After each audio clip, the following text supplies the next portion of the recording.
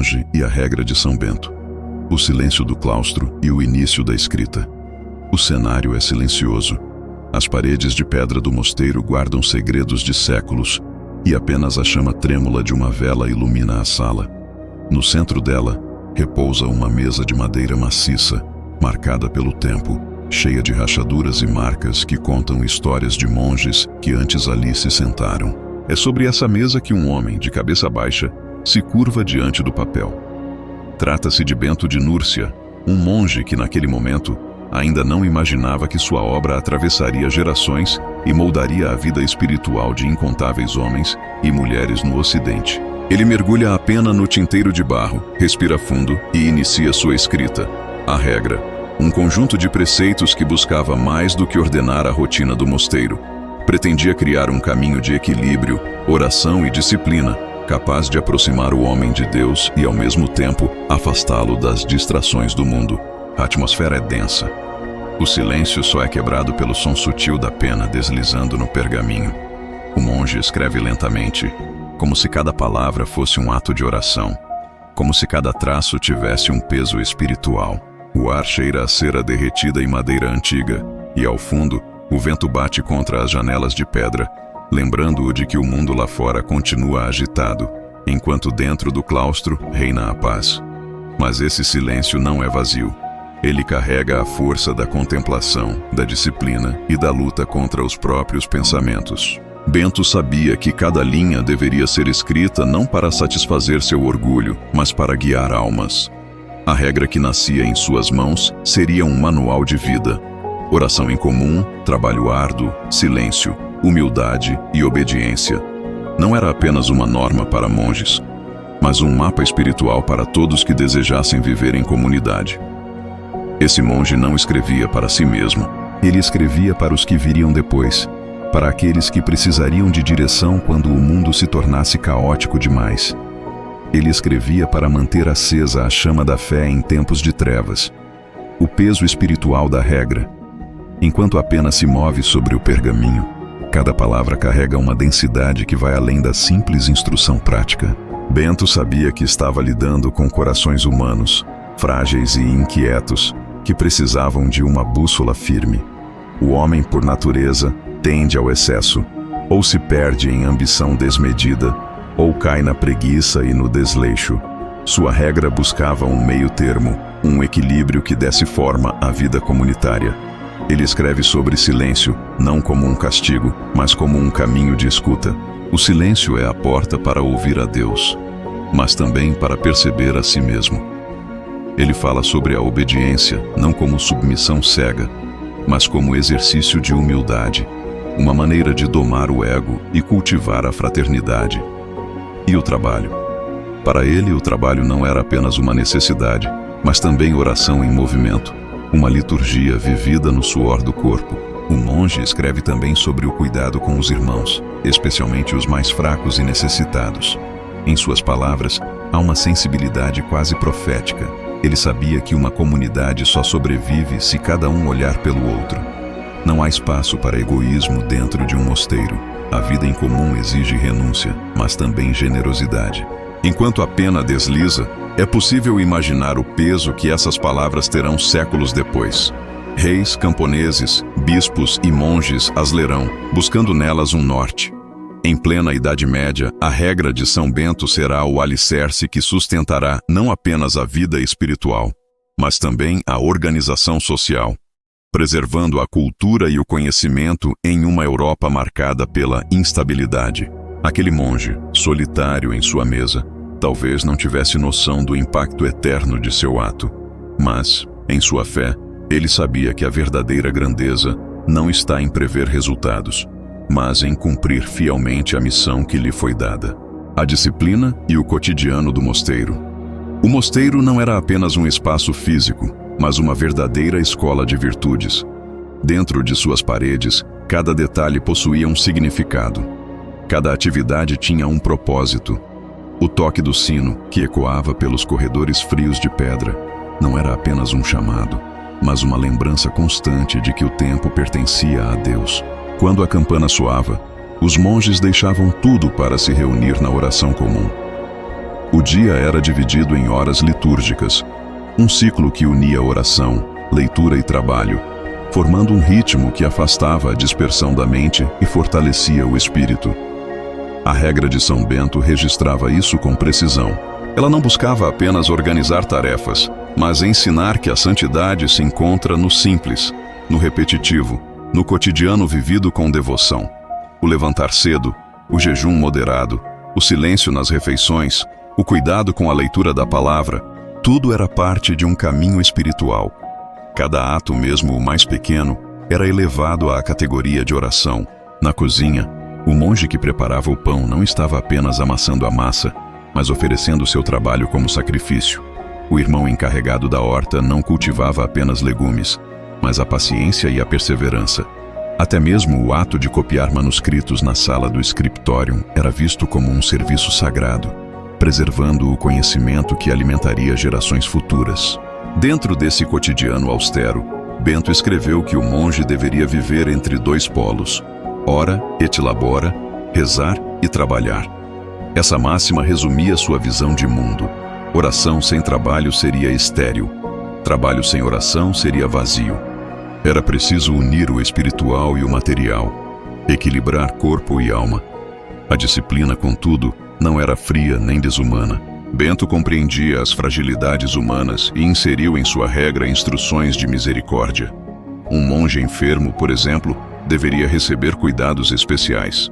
O alimento deveria ser simples, mas nunca em quantidade insuficiente a ponto de prejudicar a saúde. Até mesmo a correção dos erros era orientada a ser feita com caridade, sempre buscando a conversão do coração, não a humilhação. No coração desse sistema estava o abade, a figura paterna do mosteiro. Para ele, a regra reservava palavras firmes. Deveria governar com sabedoria e compaixão, lembrando sempre que prestaria contas diante de Deus.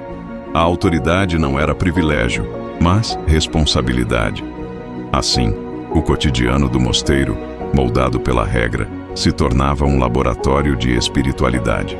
Na repetição dos gestos simples, os monges aprendiam a cultivar a paciência, a humildade e o amor fraterno. Era nesse cenário que a pena de Bento se movia, transformando a vida ordinária em caminho extraordinário. O impacto histórico e cultural da regra.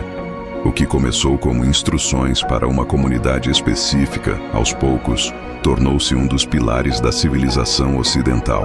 A regra de São Bento atravessou os muros do mosteiro e se espalhou pela Europa, conquistando não apenas corações religiosos, mas influenciando também a sociedade, a política e a cultura. Nos séculos que se seguiram à sua escrita, mosteiros beneditinos se multiplicaram. Em meio às invasões bárbaras, ao colapso do Império Romano e às incertezas do período medieval, eles se tornaram verdadeiros faróis de estabilidade. Enquanto cidades eram saqueadas e bibliotecas destruídas, os monges guardavam manuscritos, copiavam livros e preservavam o saber. Foi graças à disciplina da regra que boa parte da literatura clássica, da filosofia e até mesmo da ciência antiga chegou até nós. Além da preservação do conhecimento, os mosteiros se tornaram centros de caridade e acolhimento. Peregrinos, doentes e pobres encontravam ali abrigo e cuidado. A hospitalidade era um valor inegociável para Bento. Em sua regra, ele escreveu que cada hóspede deveria ser recebido como se fosse o próprio Cristo.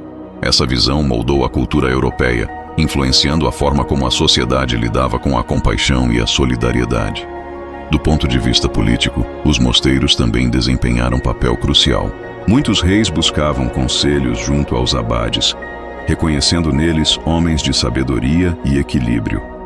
A regra ensinava liderança baseada na justiça e na responsabilidade, algo raro em tempos de disputas sangrentas e ambições desmedidas. Na arte e na arquitetura, a marca beneditina também se fez sentir. Igrejas e claustros construídos sob o espírito da regra transmitiam em sua simplicidade e simetria a busca pelo equilíbrio e pela harmonia. A música sacra, especialmente o canto gregoriano, floresceu dentro das paredes monásticas, tornando-se uma das maiores expressões artísticas da Idade Média. O impacto espiritual, porém, foi ainda mais profundo. A regra de São Bento oferecia uma alternativa a um mundo em crise. Mostrava que era possível viver em comunidade sem se perder no caos, que a disciplina e a oração podiam gerar paz em meio à turbulência. Séculos depois, figuras espirituais de diferentes tradições ainda encontram inspiração em seus princípios. Dessa forma, aquele monge curvado sobre a mesa, escrevendo à luz da vela, sem imaginar, estava lançando as bases para uma transformação que ultrapassaria seu tempo. A regra não era apenas um guia para monges, era um chamado para toda a humanidade refletir sobre o equilíbrio, a disciplina e o amor ao próximo. A dimensão espiritual e simbólica da escrita. Enquanto o monge escrevia a regra, não apenas sua mão se movia, mas sua alma também estava em exercício. Cada palavra parecia nascer de uma longa experiência de silêncio, oração e lutas interiores.